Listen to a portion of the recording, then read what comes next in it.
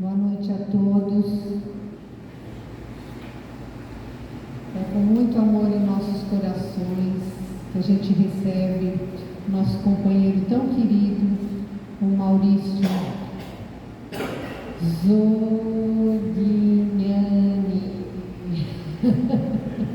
É isso, né?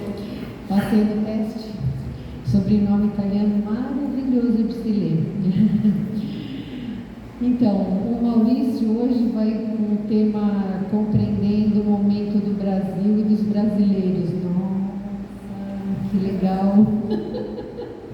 Vamos envolvê-lo ele com todo o amor e carinho para ele vir com esse tema tão legal para a gente, né? Seja bem-vindo. Muito boa noite a todos. Um prazer estarmos juntos nesse exercício que é tão importante para as nossas vidas. Por que é tão importante a gente compreender o momento que estamos vivendo? Porque a dor, quando ela não é compreendida, a crise, quando ela não é compreendida, ela gera dificuldade, ela gera mais revolta. Vocês têm percebido a humanidade com revolta? Só um pouquinho? A gente precisa entender as razões mais profundas daquilo que a gente está vivendo. A dor, quando não é compreendida, fica muito mais dolorida, e o contrário também é verdade. A dor, quando é compreendida, ela se torna muito mais facilmente assimilável, a ponto de aquela que é dada como a dor mais aguda, a dor do parto, ser buscada. Olha só, depois de ter tido um parto doloroso e difícil, algumas mães buscam uma segunda gravidez. Não é verdade isso? E por quê? Por que uma pessoa, depois de ter passado por uma dor significativa, uma dor importante, busca novamente uma situação que pode trazer, que tende a trazer a mesma dor? A mulher faz isso não é porque gosta de sofrer. Mulher gosta de sofrer? Claro que não é isso. Claro que ela busca uma segunda gravidez porque ela descobriu que há sim uma dificuldade, mas há uma finalidade nobre, que vale a pena passar por aquelas dores, porque são dores de momento e alegrias para a vida toda. É ou não é? Claro que filhos dão preocupação a vida toda também, mas é uma alegria fundamental da vida da gente. Então, nós também estamos passando por dificuldades, crises, e essas crises, podem ter certeza, ficam muito mais difíceis de ser ultrapassadas quando a gente não compreende a finalidade maior, profunda, porque Deus está querendo trazer essas situações para nós. Praticamente todos os profetas, a começar pelo maior de todos, Jesus Cristo, previu uma série de dores para a humanidade no que ele chama de o fim dos tempos. Ele falou de terremotos, de guerras, de rumores de guerras, de pestes. O que é peste? A gente já pensa no filho e o vizinho de cima, né? Será que é isso que Jesus quis dizer com peste? Claro que não. É que não existia a palavra pandemia ao tempo de Jesus. Ele fala de rumores de guerra porque não existia a palavra terrorismo ao tempo de Jesus. E assim ele foi prevendo falsos cristos e falsos profetas. Quando é esse tempo que vai ter pestes, que vai ter guerras, rumores de guerras, falsos cristos e falsos profetas? Quando vai chegar esse tempo? Você tem ideia? É esse tempo que a gente está vivendo. E por que tantas dores? Essa é a pergunta que nós que temos passado por dificuldades, por dores intensas, por dores mundiais, como a pandemia, precisamos nos fazer exatamente para tirar o proveito dessas situações. Porque se são remédios e são, se são lições e são, aquele aluno que se revolta com a lição, ele vai conseguir se dedicar para o exercício? Vai poder fazer a prova? Aquele doente que se revolta com os remédios, vocês já viram essa cena em enfermaria de hospital? A enfermeira mais experiente chegando com os copinhos, com as dragas dentro, chega com uma bandeja com vários copinhos com o nome de cada doente, mas ela já mapeou e já sabe que nos 4 daquele quarto, tem 3 que cooperam e um que não aceita o tratamento. Então ele dá os copinhos para aquelas pessoas, mas quando chega naquele mais teimoso, depois de dar o copinho, de pôr as dragas na boca e tomar a água, ela ainda manda abrir a boca, ela ainda manda levantar a língua, ela ainda manda mostrar os dentes, porque as pessoas não apenas colocam os comprimidos debaixo da língua e mostram a língua para parecer que tomaram e depois cospem, mas também aqui em cima. Se vocês quiserem fazer isso, eu já estou repassando tecnologia, né? Mas a grande pergunta é: por que um doente boicota o próprio tratamento?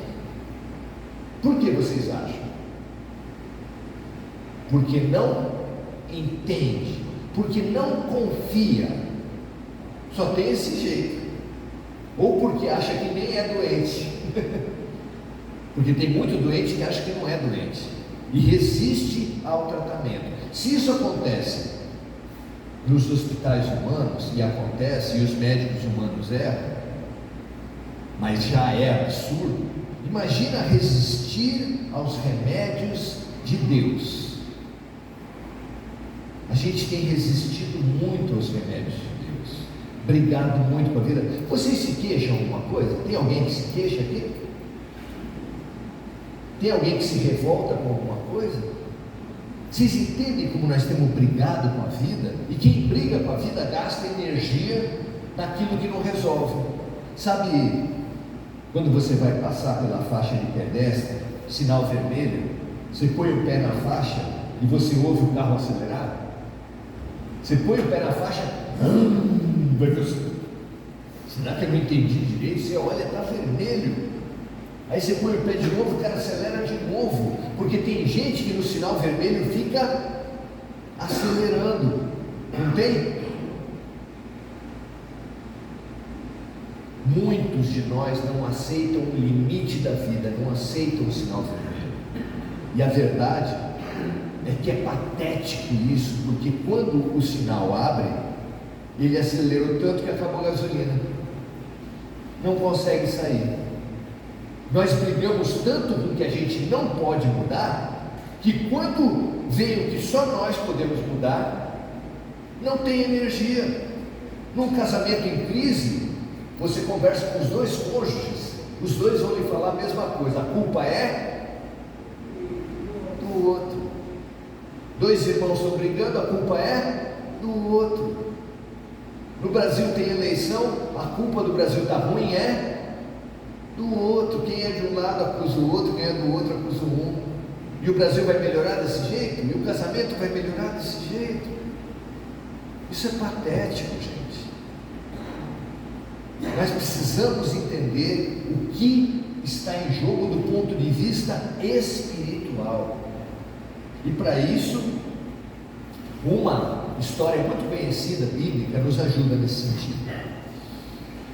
Conta-se que na antiguidade, aliás, os livros de história falam isso, boa parte dos países não possuía a função de juiz. Quem fazia o papel de juiz era também o rei. O rei proclamava um certo dia no reino que quem tivesse uma disputa comparecesse perante o rei, expusesse os seus motivos, e o rei julgaria quem estava certo e quem estava errado. E assim fez o rei Salomão. E perante ele compareceram duas mulheres em disputa por uma criança. As duas diziam-se mães da mesma criança. Olha só que disputa interessante. Para eu que sou assistente social judiciário, que trabalho com disputa de guarda, a minha semana toda é disputa de guarda, isso é típico e não é coisa de 2.000 anos atrás, nem de 3.000 anos atrás, como é do rei Salomão, é coisa de agora. Pois ele entrevistou uma das mães e ouviu: eu sou mãe, eu sou mãe, eu sou mãe. Ouviu a outra mãe e ouviu: eu sou mãe, eu sou mãe, eu sou mãe. Não conseguia demover aquelas pessoas da guerra, do ódio, da disputa entre elas. Isso tem alguma coisa a ver com o momento nosso?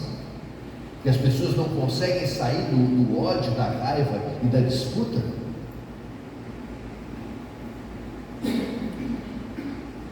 Estressado, aparentando estar nervoso com aquela situação, o rei Salomão mandou parar tudo e chamar o carrasco. Quando ele mandou parar tudo e chamar o carrasco, as pessoas devem ter ficado: o que o carrasco tem a ver com uma disputa de maternidade, uma disputa de uma criança? Mas ninguém fala nada, ok? Aí quando veio o carrasco, ele fala: pegue a sua espada mais afiada. Hein? Como assim? Tá bom. Aí ele pegou a espada mais afiada. Pegue a criança e coloque na mesa de sacrifícios. Vocês sabem que ao tempo de rei Salomão, a religião básica era uma religião sacrificial. Se sacrificava aos deuses para obter graças e para afastar desgraças.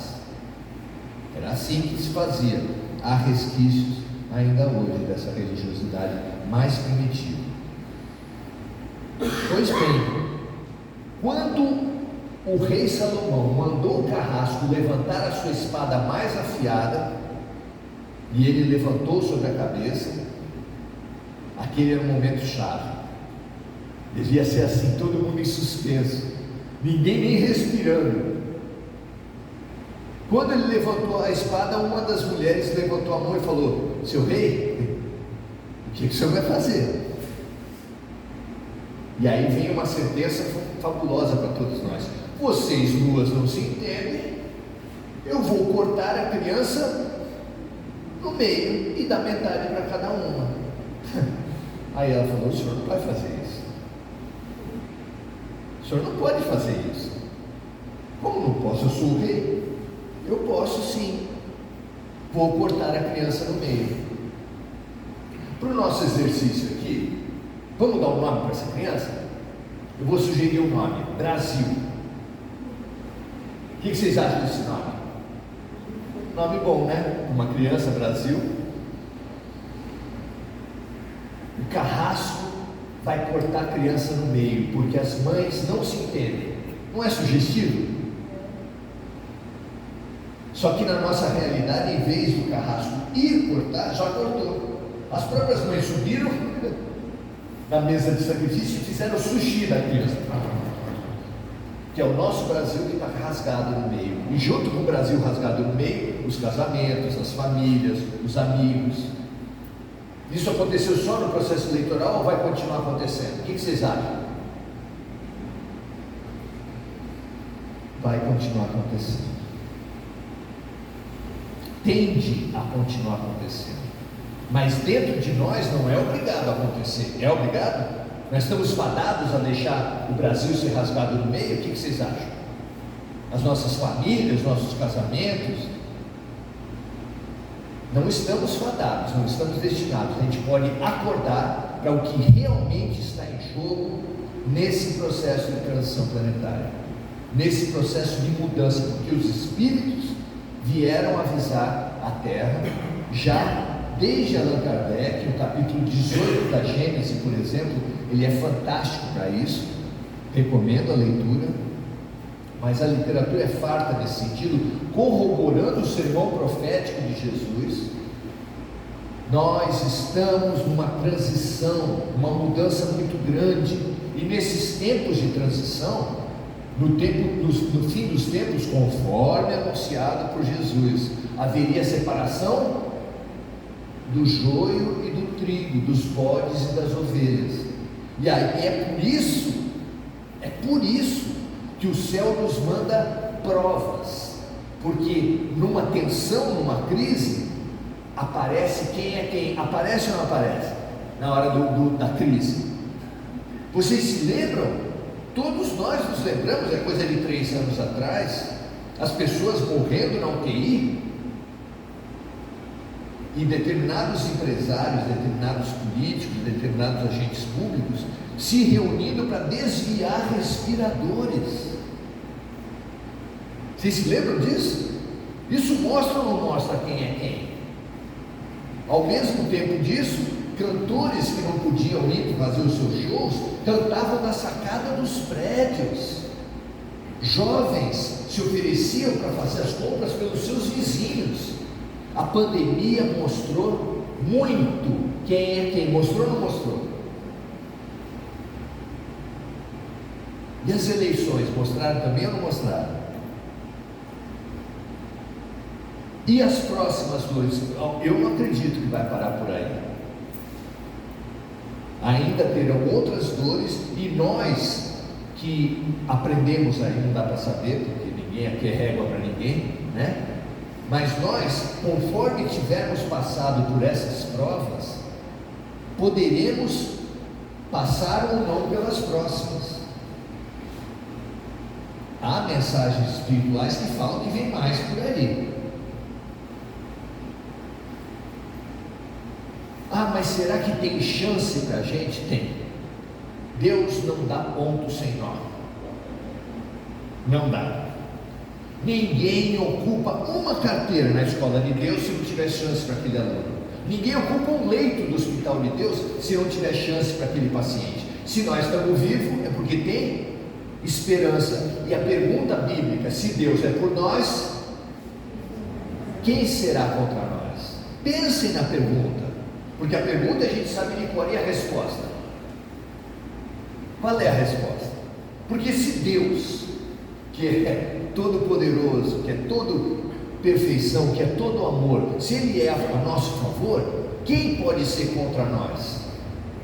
Você quer ter padrinho melhor do que Deus? Existe padrinho melhor do que Deus? Então, se Deus é por nós, quem pode ser contra nós? Qual é a resposta? Só nós mesmos. Só nós temos poder para boicotar a nossa elevação espiritual, para impedir a nossa elevação espiritual. Sabe por quê? Porque o amor de Deus só pode ocorrer numa situação, em liberdade.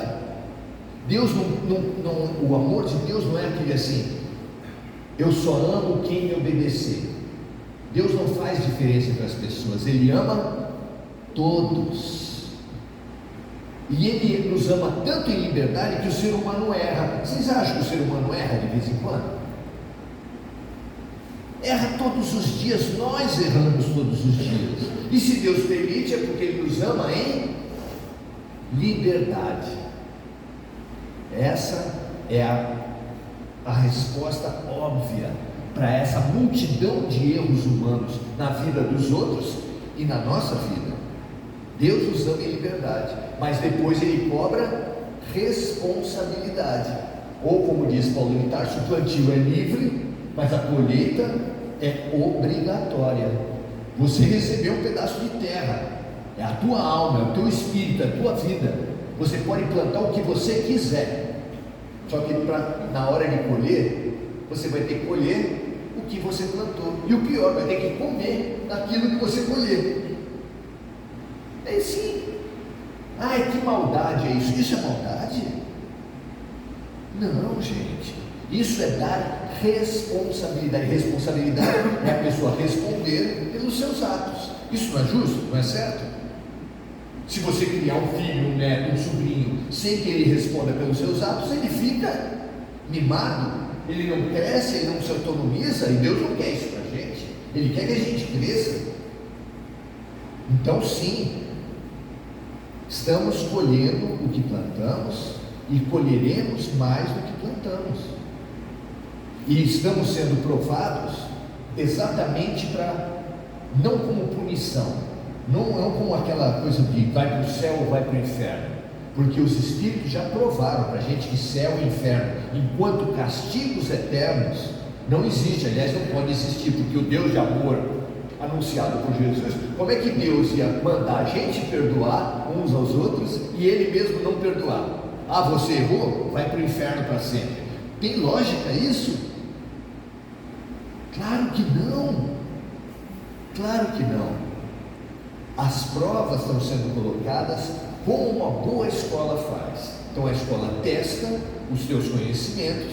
Se você tiver conhecimentos suficientes, você vai para um ambiente avançado, para você ser estimulado e aprender ainda mais. Se você tiver com conhecimentos abaixo da média, você vai para outra classe menos avançada, mais atrasada. Por quê?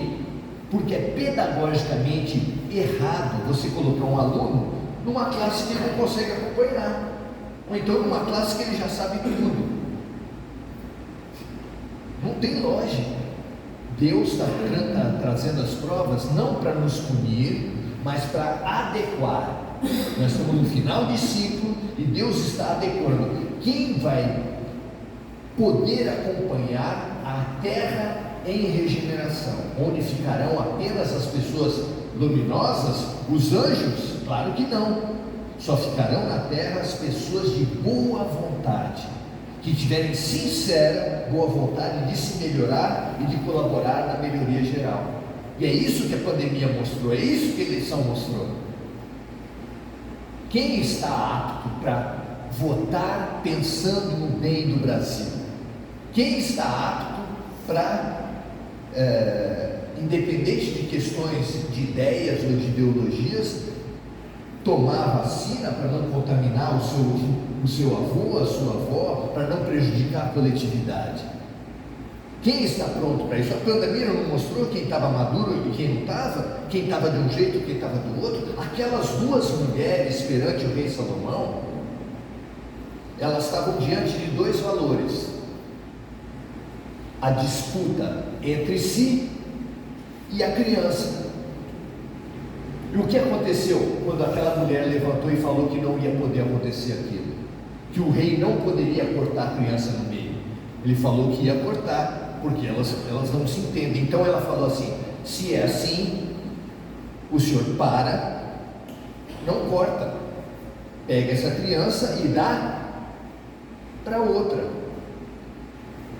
Imaginemos o estado de alma da outra que ia ganhar a criança.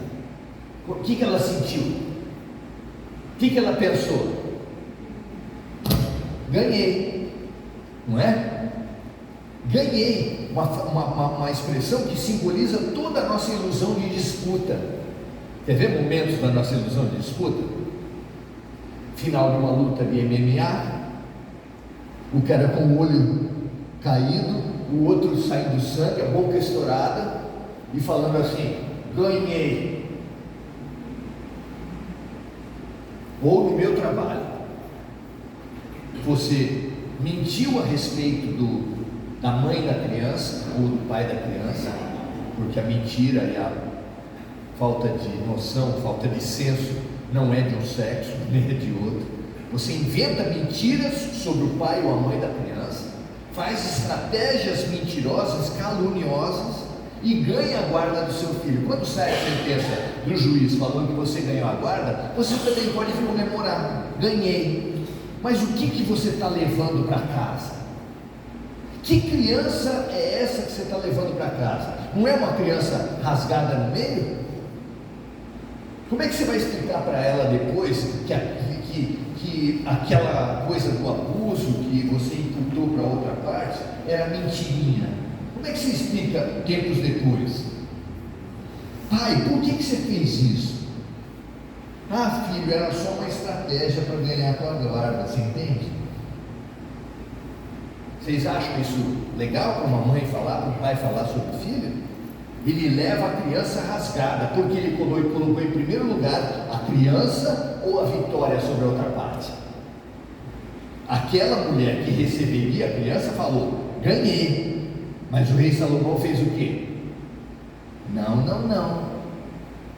Você não vai receber a criança. Quem vai receber a criança é aquela, porque a verdadeira mãe, que sentimentos tem a verdadeira mãe? Não é? Porque ela compareceu perante o rei Salomão e no momento chave abriu mão. Por quê? Ela não ama o filho?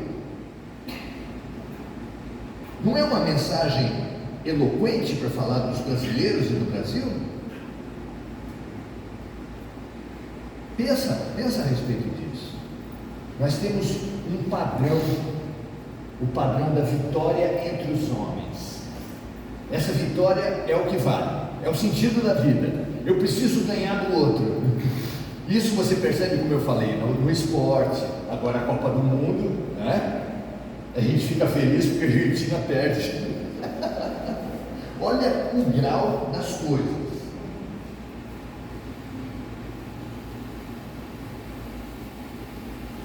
Esse padrão tem sido a base do mundo de expiação e provas, esse que a gente está vivendo. Por quê?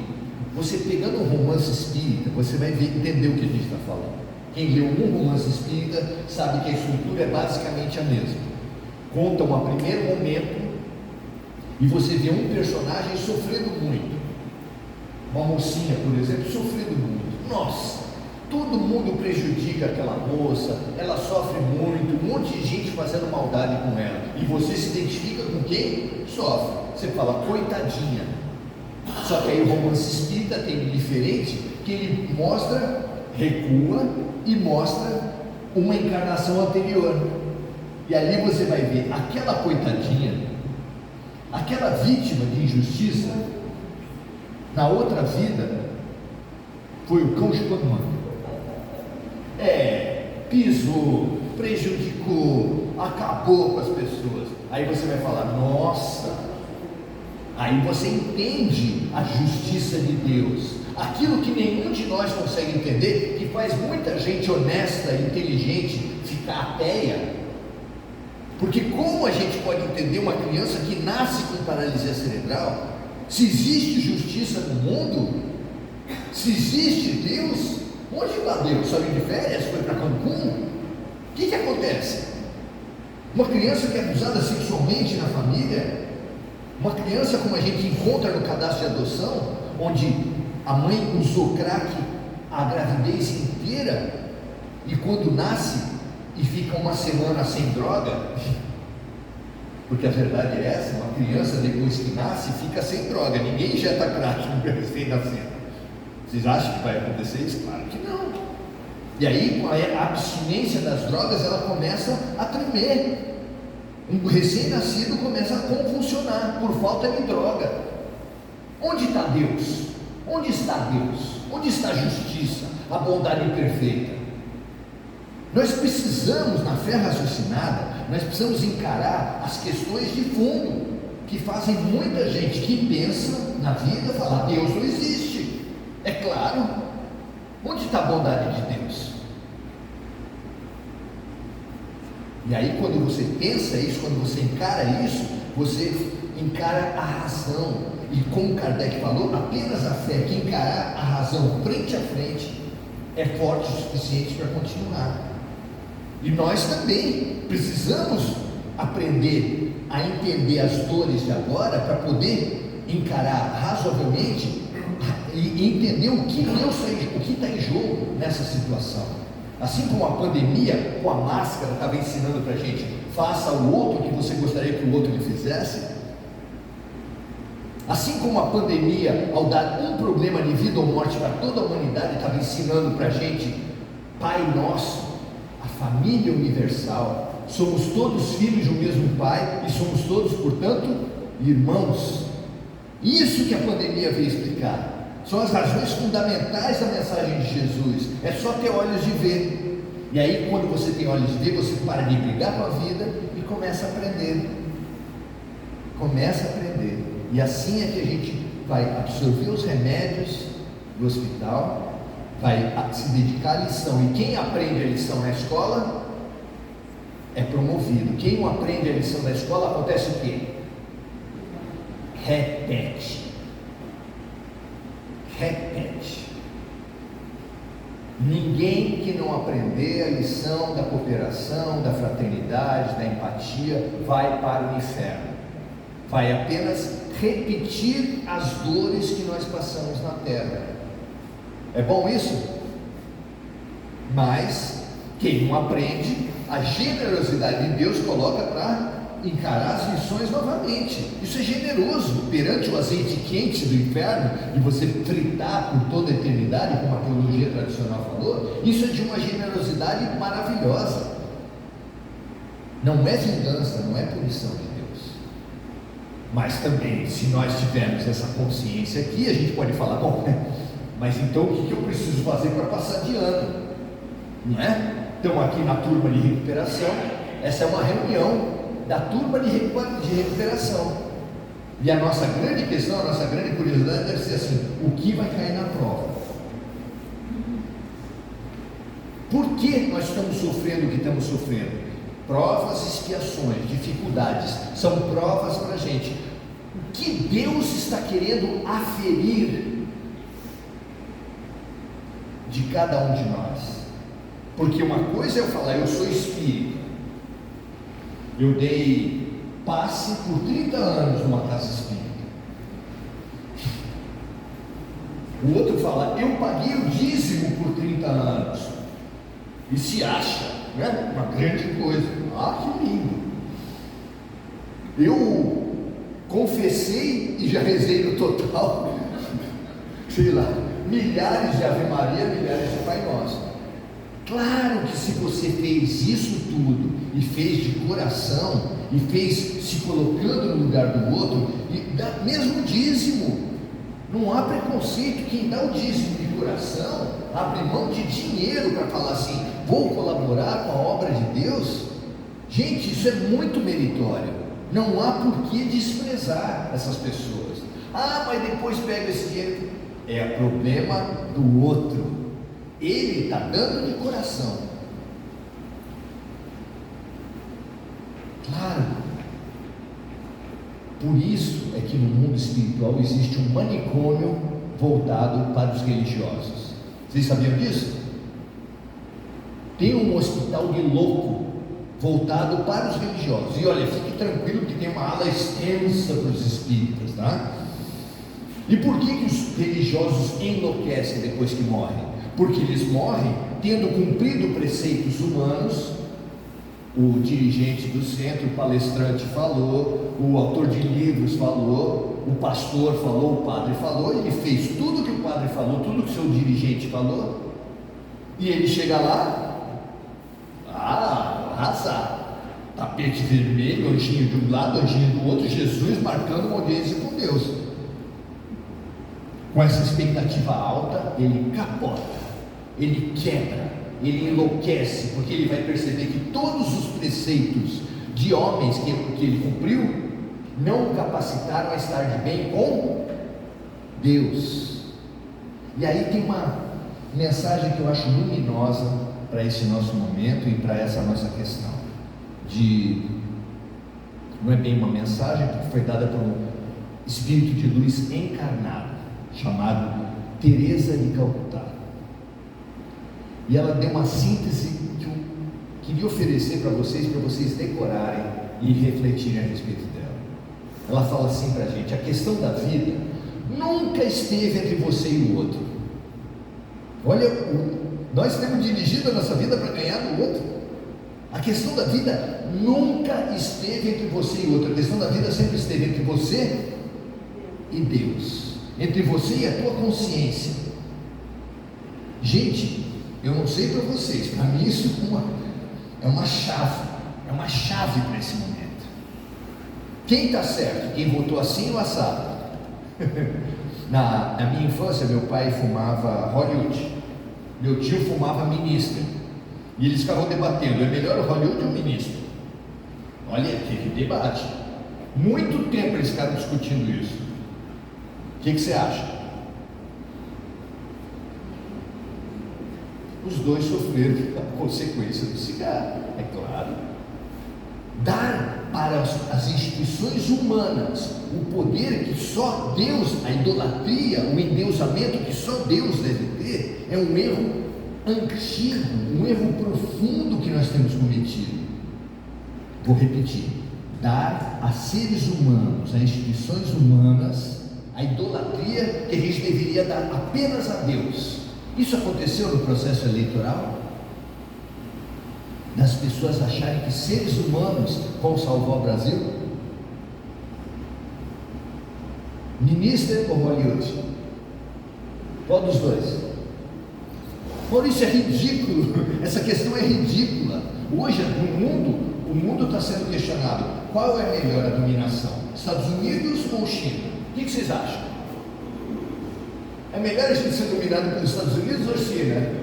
Gente, vocês percebem qual é o vazio das alternativas que são apresentadas para nós pelo plano espiritual mais denso? Existe um plano espiritual muito denso, muito inteligente, esses que criam as drogas, esses que criam as alternativas para nós escolhermos. E a gente se identificando com o Ministério Hollywood, a gente guerreia por Ministério Hollywood, e a gente gera sombras, gera ódios. E quem ganha? Eu vou dizer para vocês: quem ganhou a eleição foi o partido do ódio. Eu não estou falando de partido político, vocês estão me entendendo, pelo amor de Deus, não é verdade? Quem ganhou a eleição, quem ganha as disputas, é quem instila ódio, quem tentou com as disputas, com as guerras, instilar ódio na humanidade. Aí ganhou. Vocês estão me entendendo? Por favor, não identifiquem quando eu falo partido do ódio ninguém, porque não é isso que eu estou falando. Imagina se eu ia aqui falar de preferência partidária ou ideológica. Por favor, não se equivoque, porque eu tenho certeza que eu estou falando claramente. É que algumas pessoas estão com dificuldade de ouvir as coisas, infelizmente. E esse é o nosso problema. Está na hora da gente entender o que está em jogo e entender uma regra de bem viver para encarar as próximas decisões que estão aí pela frente, onde nós seremos chamados a bem decidir. E bem decidir é ter clareza de valores, e clareza de valores são aquelas mulheres na frente do rei Salomão. O mais importante é eu ganhar a disputa, ou eu fazer o bem, fazer o certo, me sacrificar pelo meu filho. Vocês estão entendendo o símbolo que tem nessa questão? Enquanto a gente disputa entre Ministério e Hollywood, eu não vou falar os nomes, porque os nomes, hoje só de falar os nomes dos candidatos, as pessoas já... Então eu falo Ministério e Hollywood. Quem achar que o sentido da vida, que a salvação do Brasil é Ministério ou Hollywood, nós vamos continuar odiando. No meu prédio, uma mãe ficou sem falar com o filho 1 ano, por motivos ideológicos. E vocês todos têm casos assim. Se a gente abrisse aqui para cada um falar, a lista de tragédias é enorme. E nós estamos fadados a repetir isso, a continuar espalhando ódio? Nós somos obrigados a continuar espalhando ódio? Eu acho que não. Vocês acham o quê? A seguir, cenas dos próximos capítulos. Só que nessa história, você é o diretor, você é o roteirista, você é o ator principal. Boas decisões para você. Obrigado.